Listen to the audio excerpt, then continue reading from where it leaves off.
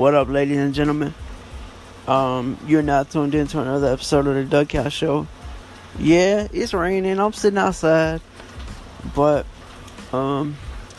today is gonna be another book review from your boy.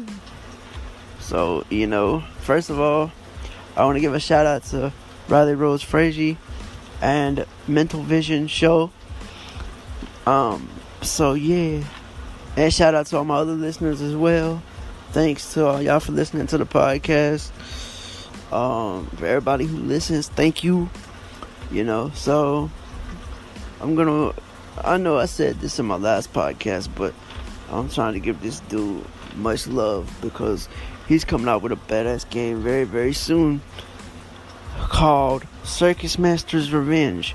And for those of you who are sighted and listen to this podcast who can see, Circus Master's Revenge is an audio game.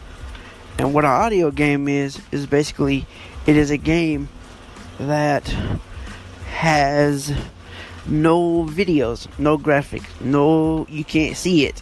So it's all played by sound. You either move with your arrow keys, depending on if you're playing on a PC, or you either move your phone or you swipe your phone screen to control the game. So basically, I'm going to explain what this game is. Basically, it is a game that you have to kill circus freaks. And I haven't even played it yet, but I want to so bad. Oh my god. This game, ladies and gentlemen, is going to be so epic. Oh my god. So that's the Mental Vision Show. Mental Vision Games. Mental Vision Games is the company that is coming out with Circus Master's Revenge. And if people remember the Something Else games, like I said in my last podcast, it's kind of like Audio Defense. And for the sighted, I'm going to explain what Audio Defense was.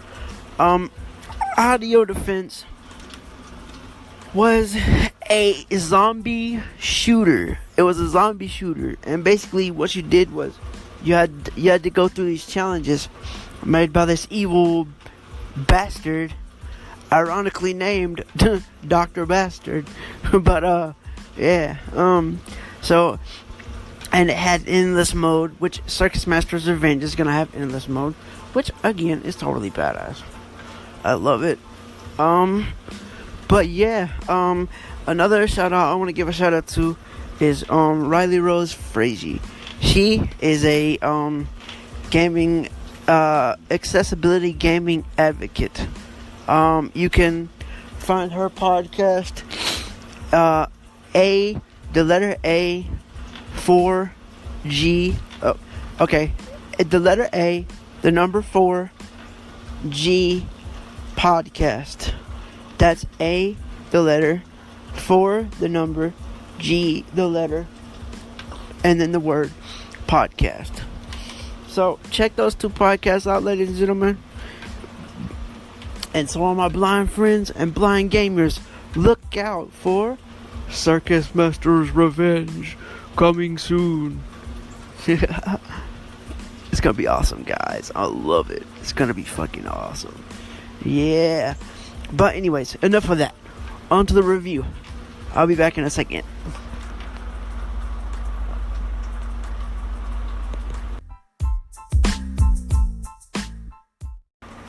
Alright, so now to the review. So, yesterday, I read S is for Silence. It's a Kinsey Millhone mystery. Now, what Sue Grafton wrote the Kinsey Millhone books. And what those are is it goes all the way through the alphabet, all the way up to Y, because she died before she could do Z. But you got from A all the way to Y. So if you read the series in order, you can read all the way through the alphabet. Now, you do not necessarily have to read them in order, but me being the person that I am, I like to read them in order, but I kind of got bored with the series. But if you go back and listen to earlier episodes, like if you go back and listen to, well, they're titled, so you'll know which ones are which. But I think I got all the way through, I think G, but then I quit reading them, and I just started back, and S is for Silence was the one I read yesterday. So basically, S is for Silence. It's about this girl named Daisy who hires Kinsey to investigate her mother's disappearance. So Violet Sullivan, which is Daisy's mother, Daisy Sullivan's mother, she disappeared on July 4th. She was supposed to go to a fireworks thing and never showed up. So I'm gonna introduce the main characters here. There's Kinsey, obviously, because she's the detective here. She's the private eye that gets hired to solve all these mysteries. Then you have Kathy Kramer. Then you have Liza. Then you have Violet. Violet's one of the main characters. Then you have Daisy. Daisy's the daughter. Tanny, who is Daisy's friend. And then you have the other townsfolk. The story kind of jumps back and forth, so it is kind of confusing because it jumps back from present day to way back before, or way back when, and it takes it. You pretty much get the whole story, but it jumps back and forth. So, but anyways, back to the story. So she's investigating Violet Sullivan's disappearance. So she disappears on July 4th. She's supposed to be going to a fireworks thing,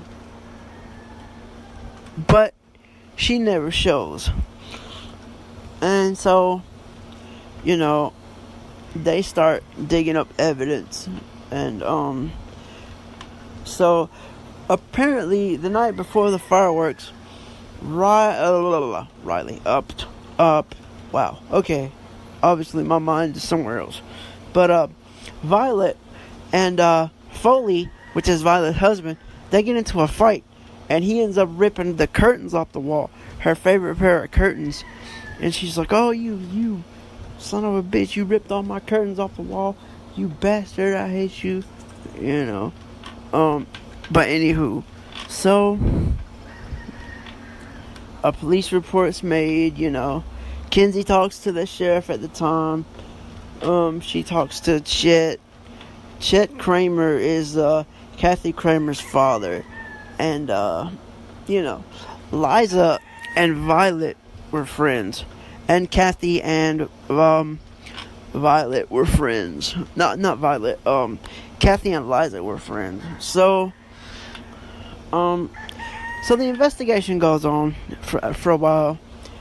She talks to other people in the town, and it turns out Foley was really, really abusive, and Violet, she would be abused by him, and she would walk around, she wouldn't hide the bruises, no, she would just walk around with them on her face all over, just like, hey, he beat me, but I'm gonna sit here and, wear this bruise like a woman, but, so then later on in the book, they find a car. To make up for the tearing up the curtains off the wall, Violet.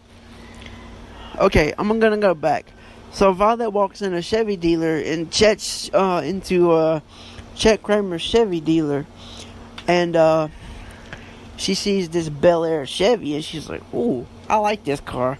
I want to test drive it." And the employee, Winston, his name's Winston Smith, and he is also Kathy Kramer's husband in the future days. But so he,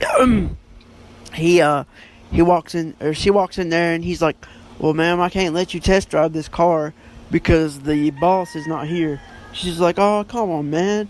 You can let me test drive this car." Starts pulling that woman charm, doing all her sexy talking shit. But, so, anyways, she ends up taking the car.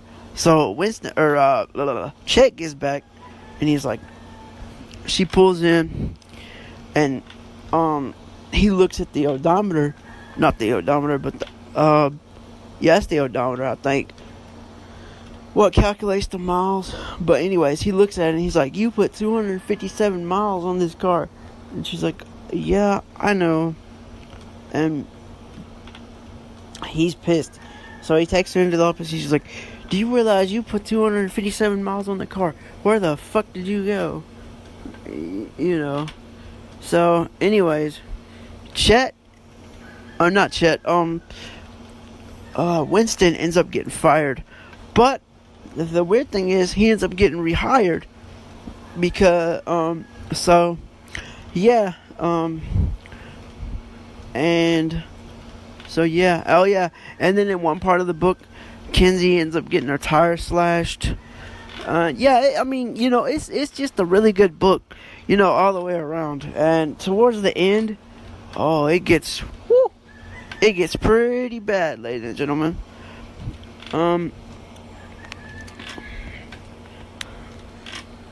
Because, see, they don't know whether Violet is dead or alive, because this is a 34-year-old cold case. So, they don't know whether she's alive or dead. But she's been missing for 34 years. So, the case is pretty much cold. And Daisy just hires Kenzie to, try and find it, to get some closure for herself. But I will say they find the car. They do find the car, but I'm not giving away what they find in there. Do they find Violet dead?